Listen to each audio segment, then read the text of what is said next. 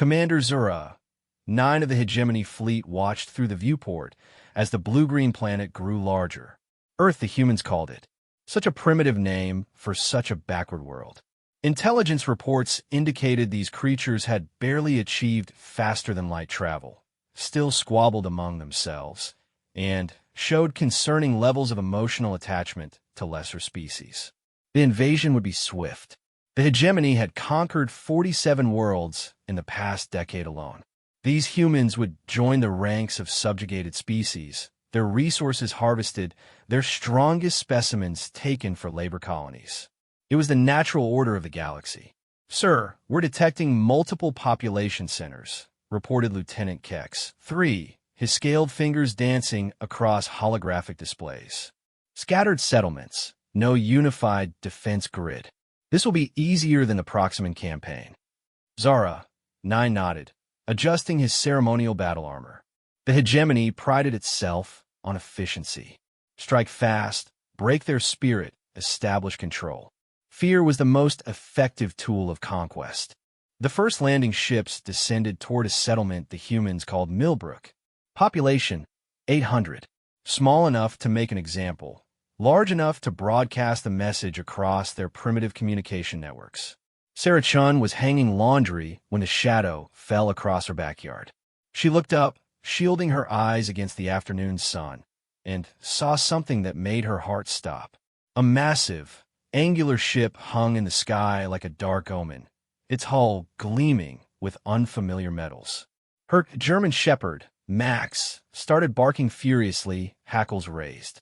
He had been her companion for 7 years, ever since she had moved to this quiet town after her husband's death.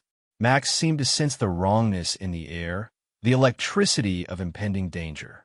"Easy, boy," Sarah whispered, her voice trembling. But Max continued his warning barks, positioning himself protectively between Sarah and the alien craft. Smaller ships detached from the mothership, descending with the precision of predators. They landed in the town square with earth-shaking thuds, their ramps lowering to reveal beings that looked like nightmares made real. The hegemony soldiers stood 8 feet tall, their bodies covered in natural armor plating. Their eyes glowed amber in elongated skulls, and their movements carried the fluid grace of apex predators. Energy weapons hummed in their clawed hands as they spread through the town. People screamed and ran. Some tried to hide in buildings. Others fled toward the forest. The hegemony soldiers moved with practiced efficiency, herding the humans into the town square like livestock. Sarah grabbed Max's collar, trying to pull him toward the house, but the brave dog refused to retreat. He barked challenges at the alien invaders, his entire body vibrating with protective fury. "This is your new reality," Zara 9's voice boomed from translation devices as he emerged from the command ship. "You are now subjects of the hegemony. Resistance will be met with termination. Compliance will be rewarded with survival." An elderly man, the town's mayor, stepped forward with shaking hands raised. "Please, we're peaceful people. We don't want any trouble. Just tell us what you want." Zara, 9 studied the human with cold interest. "Such weakness, such pathetic submission. You will provide workers for our colonies. You will surrender your resources. You will abandon your primitive emotional attachments." His gaze swept over the crowd and landed on several humans clutching small animals. "Beginning with these creatures." "What?" Sarah's voice cracked as she held Max closer. "Your species shows irrational attachment to inferior animals. This weakness must be corrected immediately." Zara, 9 gestured to his soldiers. "Destroy all companion creatures. Show these humans the price of emotional dependency." The soldiers raised their weapons toward the dogs, cats, and other pets that people held desperately against their chests. Parents covered their children's eyes. Elderly people whispered prayers. Max broke free from Sarah's grip and charged toward the nearest soldier, barking with the fury of a creature protecting his pack. The soldier, surprised by the animal's boldness, stumbled backward. Zara 9's eyes narrowed. Foolish creature. He raised his own weapon, a sleek energy rifle that hummed with deadly power. "No!" Sarah screamed, running toward Max. The energy beam struck the German shepherd mid-leap. Max yelped once, a sound of pain and confusion that cut through the air like a blade. His body hit the ground hard, smoke rising from the wound in his chest. He tried to get up, his legs scrabbling against the concrete, but collapsed again. Sarah reached him and fell to her knees, gathering his large head in her arms. Max's brown eyes looked up at her, still trusting, still loving, even as his breathing grew shallow. "Good boy," she whispered, tears streaming down her face. "You're such a good boy, Max." The dog's tail gave one weak wag before he went still. The silence that followed was deafening. Even the alien soldiers seemed taken aback by the raw grief emanating from the humans. Children sobbed openly. Adults stood frozen in shock and rage. Sarah looked up at Zura 9, her face streaked with tears, but her eyes blazing with something the hegemony commander had never seen before in a conquered species. Not fear, not submission, something far more dangerous. Pure, undiluted fury. Sarah's scream echoed across the town square, a sound that seemed to awaken something primal in every human present. It was not the wail of the defeated, but the battle cry of a species that had clawed its way to the top of Earth's food chain through sheer, bloody determination. Zara 9 felt a chill run down his armored spine. In 47 conquered worlds, he had never heard a sound like that. The other aliens in his unit shifted nervously, their weapons humming as they powered up to higher settings. "Secure the area," Zura 9 commanded, but his voice carried less certainty than before. "Establish the collection points for worker selection." But the humans were no longer cowering. Old Mrs. Henderson, who had been clutching her tabby cat, gently set the animal down and picked up a piece of broken concrete. Her weathered face showed no fear, only cold calculation. Tom Bradley, the town mechanic, slowly reached into his toolbox and pulled out a heavy wrench. His jaw was set in a way his wife had seen only once before, the day 3 men had tried to rob their store. Sarah stood up from Max's body, her hands still red with his blood. She looked at each face in the crowd, seeing her own rage reflected back at her. These weren't warriors or soldiers. They were teachers, farmers, shopkeepers, retirees. Ordinary people who had just witnessed something unforgivable. "You made a mistake," Sarah said quietly, her voice carrying across the square in the sudden stillness. Zara 9 tilted his reptilian head. "Explain." "You could have demanded our resources. You could have taken our strongest people for your work colonies. You could have burned our cities and enslaved our survivors." Sarah's voice grew stronger with each word. "We might have accepted that. Humans are practical. We know when we're outgunned." She pointed at Max's still form. "But you hurt our dogs." The alien commander's translator struggled with the emphasis she placed on that final word, as if the device couldn't process the emotional weight behind it. "And that," Sarah continued, "was the stupidest thing you could possibly do." Mrs. Henderson threw the first stone. It struck the nearest hegemony soldier in the face, cracking his natural armor. The alien stumbled, raising his weapon, but Tom Bradley's wrench connected with the creature's skull before he could fire. Chaos erupted. The humans moved like they had rehearsed this moment their entire lives. There was no coordination, no battle plan, just pure instinctive fury. They grabbed anything they could find, garden tools, kitchen knives, baseball bats, chunks of debris, and launched themselves at beings twice their size. The hegemony soldiers fired their energy weapons, but the humans kept coming. When Jim Morrison took a blast to the shoulder that should have dropped him, he used his good arm to drive a pitchfork into his attacker's chest. When young Maria Santos saw her boyfriend fall, she grabbed his dropped rifle and began firing with deadly accuracy learned from weekend hunting trips. Zura 9 watched in growing horror as his elite soldiers fell to a mob of primitives armed with farming equipment. This wasn't how conquest worked. Primitive species were supposed to break under the weight of superior technology and overwhelming force. "Fall back to the ships," he ordered, but his voice was lost in the roar of human fury. Sarah found herself face to face with the alien who had killed Max. The creature was wounded, green blood seeping through cracks in its armor. It raised a clawed hand to strike her down, confident in its superior strength and reach. Sarah smiled, expression completely empty of warmth. Then, she showed the alien something they had clearly never encountered in their previous conquests: human ingenuity applied to violence. The improvised explosive device she had built from her late husband's mining supplies detonated at the alien's feet. The creature vanished in a ball of fire and shrapnel. The battle raged for 20 minutes.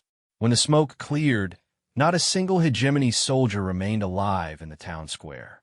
The humans stood among their fallen enemies, bloodied but unbroken, their faces showing the same expression Sarah wore, the look of a species that had just remembered why they were the apex predators of their world.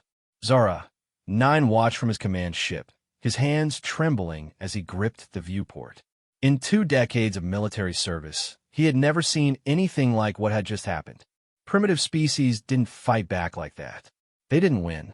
"Sir," Lieutenant Kex 3's voice was barely above a whisper. "What are your orders?" Zara, 9, stared at the smoking town square, where humans were already stripping weapons and armor from the fallen aliens. They moved with the efficiency of people who understood that this was just the beginning. "Send a message to Hegemony Command," he said slowly. "Tell them we need to reassess this species." "Sir, what should the message say?" Zara, 9, watched as Sarah Chun knelt beside her dog's body one more time, then stood and began directing the other humans in fortifying their position. Her movements showed no grief now, only cold tactical thinking. "Tell them," he said, his voice hollow with dawning understanding, "that we may have made a terrible mistake." Below, Sarah looked up at the command ship hanging in the sky. Even from this distance, Zara, 9, could see her smile. It was the smile of a predator who had just tasted blood and found it good. The humans were organizing. They were learning. And they were very, very angry. Within 6 hours of the massacre in Millbrook, every human on Earth knew what had happened. The internet exploded with grainy cell phone footage of the battle, images of Max's lifeless body, and Sarah Chin's blood-streaked face as she stood over alien corpses. The reaction was immediate and worldwide. Dr. Elena Vasquez, a quantum physicist at CERN, abandoned her research and began working on weaponizing particle accelerators. In Tokyo, master swordsmith Takashi Yamamoto started forging blades from meteorite iron, convinced that alien armor might be vulnerable to Earth metals. Former Navy SEAL Marcus Washington organized neighborhood militias in Detroit, teaching suburban parents how to build improvised explosive devices from household chemicals. But it was Sarah Chun who became the unexpected symbol of human resistance. She sat in what had been the town's community center, now converted into a command post. Alien weapons and equipment covered every table, being reverse-engineered by anyone with technical knowledge. The local high school chemistry teacher worked alongside a retired NASA engineer, both focused on understanding energy cell technology. "The news crews want another interview," said Tom Bradley, now sporting a bandage where an energy blast had grazed his arm. Sarah shook her head. "I'm not a leader. I'm just angry." "That's exactly why people are listening to you," Mrs. Henderson said from where she was carefully cleaning alien blood off a captured rifle.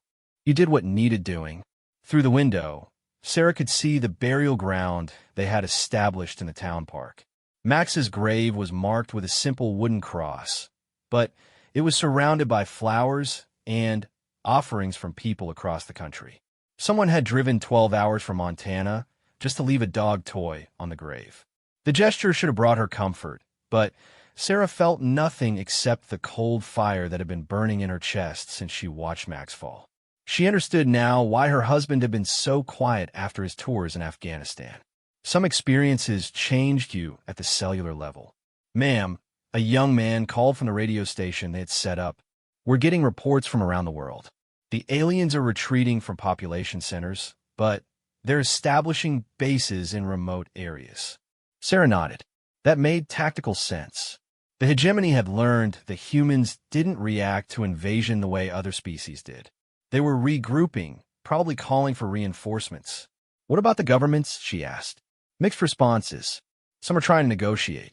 Others are mobilizing their militaries. China launched 3 nuclear strikes at a hegemony base in the Gobi Desert. No word on results yet. Sarah almost smiled. Of course, the first nuclear weapons used against aliens would be Chinese. They had never been particularly interested in half measures.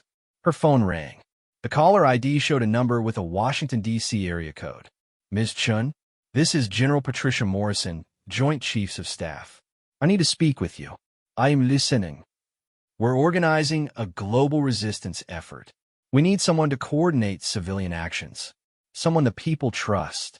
I told you, I'm not a leader. Ma'am, with respect, in the past 6 hours you've inspired more effective resistance than our entire military complex managed in the first day of invasion. Small towns across 3 continents are using your tactics to drive off alien forces. Sarah looked around the community center at the people working with quiet determination. None of them were soldiers, but all of them had the same expression she saw in her own reflection. The look of people who had crossed a line and found they liked what was on the other side. What do you need? She asked. Everything. Intelligence on alien technology, coordination of resistance cells, strategy development. We're facing an enemy that has conquered nearly 50 worlds. We need to think differently than they expect. Sarah walked to the window and looked at Max's grave. General, do you have any pets? The question seemed to catch Morrison off guard. Yes. A golden retriever named Samson. Then you understand. This isn't about territory or resources anymore. This is about them hurting our pack. On the other end of the line, General Morrison was quiet for a long moment. When she spoke again, her voice carried a new note of understanding. What do you need from us? Access to every piece of alien technology we've captured. Scientists who can reverse engineer their weapons. And, most importantly, get me communication with every resistance cell on the planet. Done. We're establishing a secure network. Call sign will be Fury. Sarah nodded, though the general couldn't see her. The name was appropriate. After hanging up, she turned back to the room full of determined faces. Tom Bradley looked up from where he was examining alien body armor. Mrs. Henderson had successfully field-stripped an energy rifle and was sketching its internal components. We're going to hurt them, Sarah announced quietly. We're going to hurt them in ways they can't imagine. The room fell silent, but she could see agreement in every face. They think we're just another primitive species to be conquered. They think killing our companions will break our spirit. She gestured toward the window, where Max's grave was visible. They're about to learn that hurting our pack doesn't break us. It transforms us. Outside, the first of many vehicles began arriving. Volunteers from neighboring towns, bringing weapons, supplies, and, most importantly, their own stories of loss. Every person who walked through the door had the same look in their eyes that Sarah recognized from her own mirror. The hegemony had wanted to teach humanity about the price of emotional attachment. They were about to get a very thorough education on what happens when you push a species of persistence predators past their breaking point. The war for Earth was just beginning, and it would be fought by people who had nothing left to lose except their capacity for mercy. And that, Sarah reflected as she loaded her first captured alien rifle, was something they had already left behind in a small town square, next to the grave of a good dog who had died trying to protect his pack 3 weeks after Millbrook. Zura. 9 stood in the command center of the hegemony fortress, watching his empire crumble one report at a time. Sir, we've lost contact with Mining Station 7, reported Kex. 3, his scales pale with stress. Last transmission indicated humans had infiltrated the facility using some kind of chemical weapon. Zara. 9 pulled up the tactical display. Red markers indicated lost positions across the planet. In 3 weeks, the humans had gone from a conquered species to a force that was systematically dismantling hegemony operations with terrifying efficiency. What kind of chemical weapon? He asked, though he dreaded the answer. Unknown composition, sir. The facility's atmosphere recyclers were compromised, flooding the base with a substance that caused immediate respiratory failure in our forces. Zara, 9 nodded grimly. The humans had somehow weaponized their own cleaning supplies. Intelligence reports from other worlds had never mentioned this level of tactical creativity among primitive species. And the Beijing assault? Kex 3's expression grew even more troubled. Total failure, sir. Our ground forces were eliminated. The humans had somehow acquired our energy shields and modified them. They used our own technology to create killing fields that channeled our troops into prepared positions. The display showed footage from the Beijing battle. Hegemony soldiers, confused and disoriented by shield walls that shouldn't exist, funning in narrow corridors where humans waited with improvised weapons that defied classification. A housewife with a modified agricultural sprayer that fired acidic compounds. A taxi driver who had converted his vehicle into a mobile weapons platform. Children who serve as spotters and communications runners with military precision that would have impressed veteran commanders. But it was the other reports that truly worried Zara. Humans weren't just fighting back. They were learning at an unprecedented rate. "Show me the latest intelligence on their leader," he commanded. Sarah Chen's image filled the main screen. 3 weeks had transformed her from a grieving pet owner into something that made seasoned hegemony warriors nervous.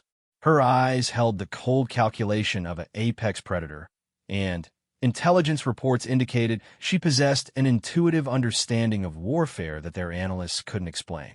"She's organized them into something we've never encountered," Kex 3 said. "Not a military hierarchy, not a tribal structure. Something different." "Explain." "Our xenopsychologists call it a pack response. Each human cell operates independently, but with perfect coordination. They share intelligence instantaneously, adapt tactics in real time, and show absolutely no fear of death when defending others." Zara 9 studied the tactical analyses. Human resistance cells had popped up in every major population center. They used no formal command structure, yet somehow maintained perfect coordination. When one cell discovered a weakness in hegemony equipment, every cell on the planet knew about it within hours. How are they communicating? "We've jammed their networks. They're using our own communication arrays against us, sir. Every time we establish a new base, they infiltrate it and tap into our networks. They're learning our language faster than our translators can keep up." A new alarm sounded. Kex 3's claws danced across his console, pulling up a priority alert. "Sir, we have a problem. Hegemony Command is receiving reports from the outer colonies. Somehow, word of the Earth situation has reached other conquered species." Zara 9 felt his stomach drop.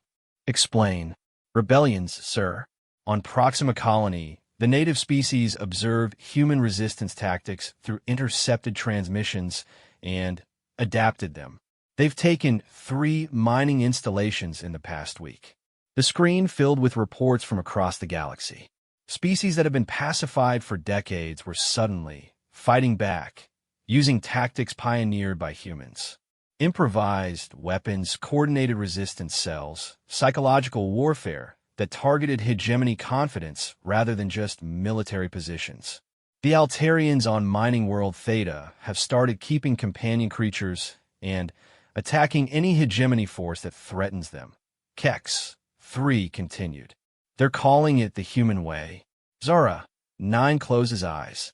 The humans weren't just winning their own war. They were inspiring a galaxy-wide revolution simply by existing.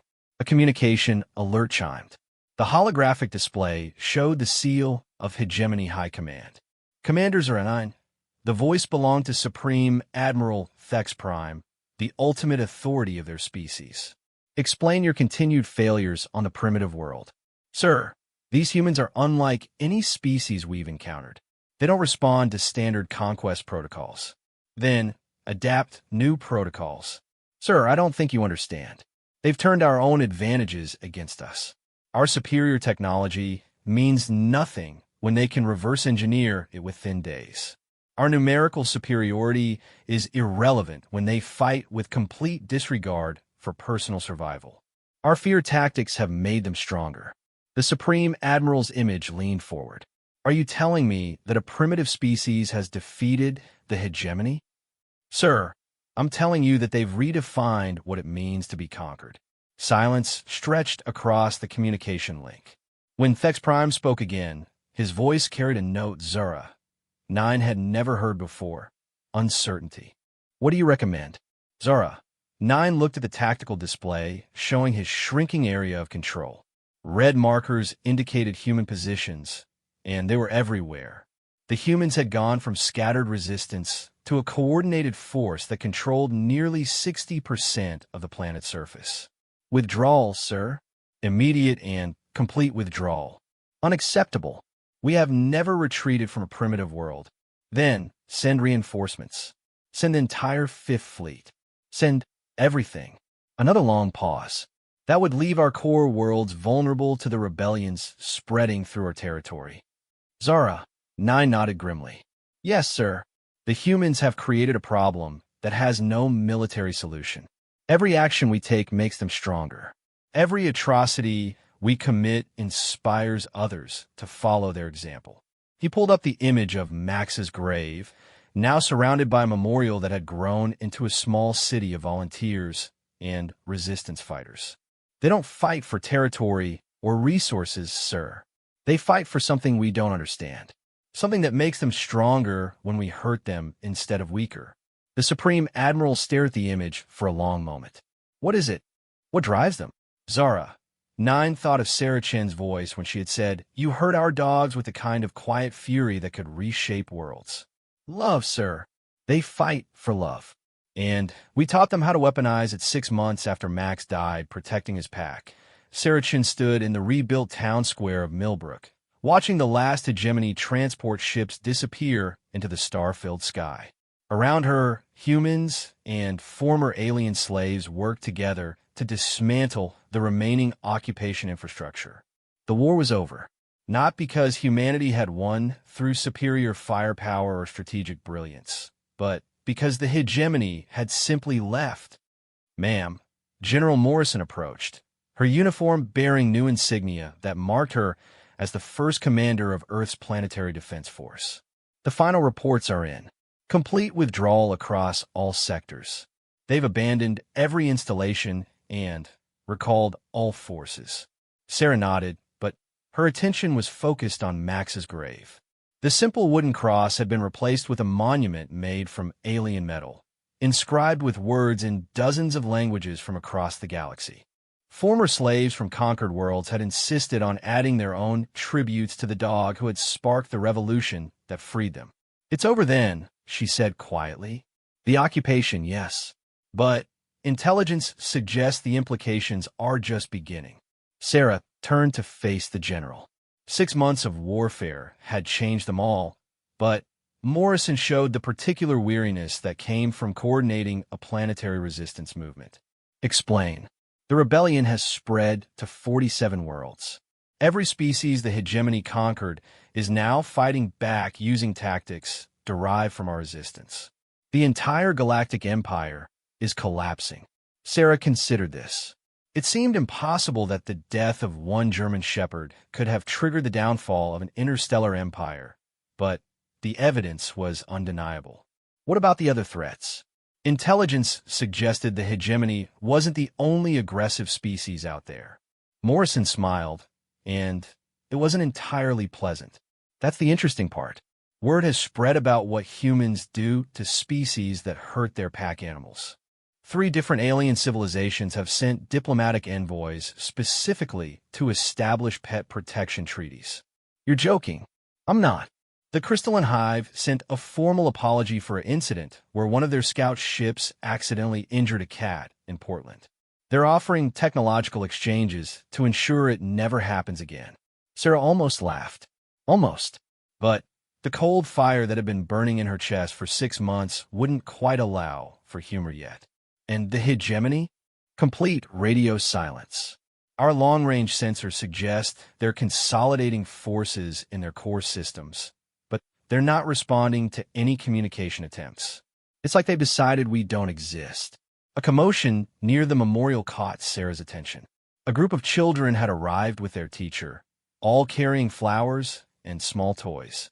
It had become a tradition for school groups to visit Max's grave, though Sarah wasn't sure what lesson they were supposed to learn there. She watched as a small girl, maybe 7 years old, carefully placed a stuffed dog next to the monument. The child looked up and saw Sarah watching. "Are you the lady who loved Max?" the girl asked. Sarah knelt down to the child's eye level. "Yes, I am. My mommy says Max was a hero. He was. He tried to protect people he loved." The girl nodded solemnly. "Mommy also says that's why the bad aliens went away. Because humans protect their pack."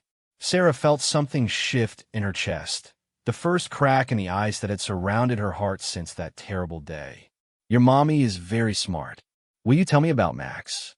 For the first time in months, Sarah found herself smiling genuinely. He was the goodest boy in the whole universe. As she talked to the children about Max's favorite games, his love of tennis balls, and the way he used to steal socks from the laundry, Sarah became aware of a presence behind her. She turned to find Tom Bradley holding a tablet, showing news feeds from across the galaxy. "Sarah, you need to see this." The screen showed footage from Liberation Day celebrations on dozens of formerly occupied worlds. Species she had never seen before, celebrating their freedom and displaying images of a German shepherd alongside their own traditional symbols. "They're calling him the first guardian," Tom said quietly. "Some worlds have established holidays in his honor." Sarah stared at the images. Crystalline beings holding glowing sculptures of dogs. Aquatic species creating underwater shrines decorated with earth flowers. Flying creatures performing aerial displays in formations that spelled out Max in their native script. "There's more," Tom continued.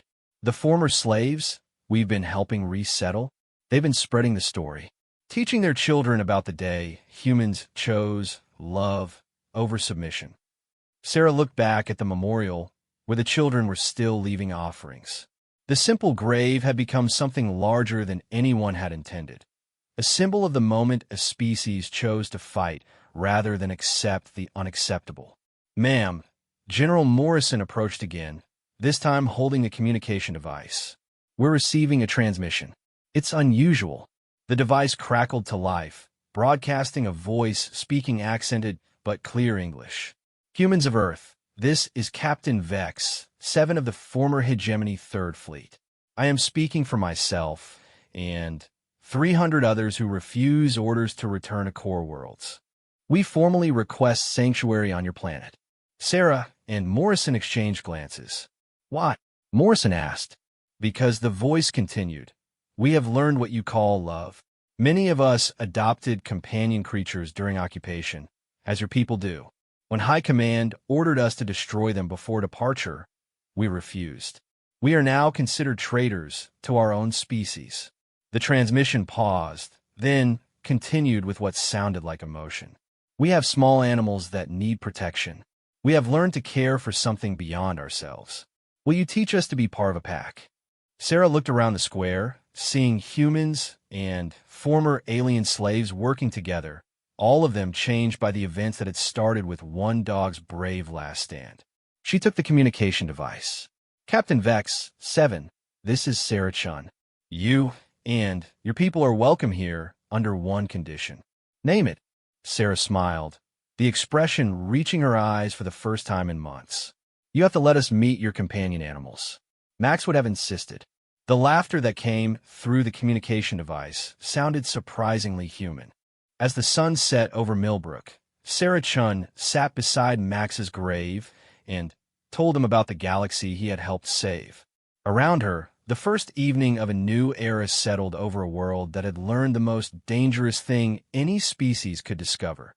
That love was not a weakness to be exploited, but a strength that could reshape the stars themselves.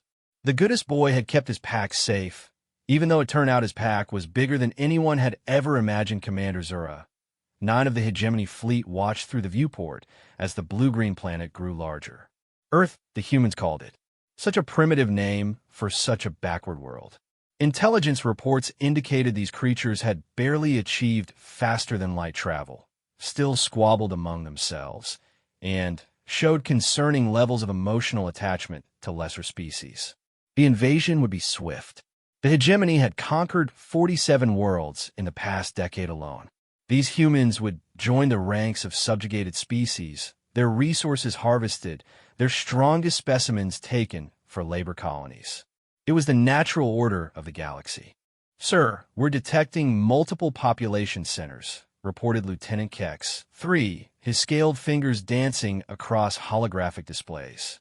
"Scattered settlements, no unified defense grid. This will be easier than the Proximan campaign." Zara, 9 nodded, adjusting his ceremonial battle armor. The hegemony prided itself on efficiency. Strike fast, break their spirit, establish control. Fear was the most effective tool of conquest. The first landing ships descended toward a settlement the humans called Millbrook. Population, 800. Small enough to make an example, large enough to broadcast the message across their primitive communication networks. Sarah Chun was hanging laundry when the shadow fell across her backyard. She looked up, shielding her eyes against the afternoon sun, and saw something that made her heart stop. A massive, angular ship hung in the sky like a dark omen, its hull gleaming with unfamiliar metals. Her German shepherd, Max, started barking furiously, hackles raised. He had been her companion for 7 years, ever since she had moved to this quiet town after her husband's death. Max seemed to sense the wrongness in the air, the electricity of impending danger. "Easy, boy," Sarah whispered, her voice trembling. But Max continued his warning barks, positioning himself protectively between Sarah and the alien craft.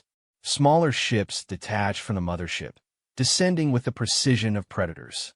They landed in the town square with earth-shaking thuds, their ramps lowering to reveal beings that looked like nightmares made real. The hegemony soldiers stood 8 feet tall, their bodies covered in natural armor plating. Their eyes glowed amber in elongated skulls, and their movements carried the fluid grace of apex predators. Energy weapons hummed in their clawed hands as they spread through the town. People screamed and ran. Some tried to hide in buildings, others fled toward the forest. The hegemony soldiers moved with practiced efficiency, herding the humans into the town square like livestock. Sarah grabbed Max's collar, trying to pull him toward the house, but the brave dog refused to retreat. He barked challenges at the alien invaders, his entire body vibrating with protective fury. "This is your new reality." Zara 9's voice boomed from translation devices as he emerged from the command ship. "You are now subjects of the hegemony. Resistance will be met with termination. Compliance will be rewarded with survival." An elderly man, the town's mayor, stepped forward with shaking hands raised. "Please, we're peaceful people. We don't want any trouble. Just tell us what you want." Zara 9 studied the human with cold interest. "Such weakness, such pathetic submission. You will provide workers for our colonies. You will surrender your resources. You will abandon your primitive emotional attachments." His gaze swept over the crowd and landed on several humans clutching small animals. "Beginning with these creatures." "What?" Sarah's voice cracked as she held Max closer. "Your species shows irrational attachment to inferior animals. This weakness must be corrected immediately." Zara 9 gestured to his soldiers. "Destroy all companion creatures. Show these humans the price of emotional dependency." The soldiers raised their weapons toward the dogs, cats, and other pets that people held desperately against their chests. Parents covered their children's eyes. Elderly people whispered prayers. Max broke free from Sarah's grip and charged toward the nearest soldier, barking with the fury of a creature protecting his pack. The soldier, surprised by the animal's boldness, stumbled backward. Zara 9's eyes narrowed. Foolish creature. He raised his own weapon, a sleek energy rifle that hummed with deadly power. "No!" Sarah screamed, running toward Max. The energy beam struck the German shepherd mid-leap. Max yelped once, a sound of pain and confusion that cut through the air like a blade. His body hit the ground hard, smoke rising from the wound in his chest. He tried to get up, his legs scrabbling against the concrete, but collapsed again. Sarah reached him and fell to her knees, gathering his large head in her arms. Max's brown eyes looked up at her, still trusting, still loving, even as his breathing grew shallow. "Good boy," she whispered, tears streaming down her face. "You're such a good boy, Max." The dog's tail gave one weak wag before he went still. The silence that followed was deafening. Even the alien soldiers seemed taken aback by the raw grief emanating from the humans. Children sobbed openly. Adults stood frozen in shock and rage. Sarah looked up at Zura, her face streaked with tears, but her eyes blazing with something the hegemony commander had never seen before in a conquered species. Not fear, not submission, something far more dangerous. Pure, undiluted fury.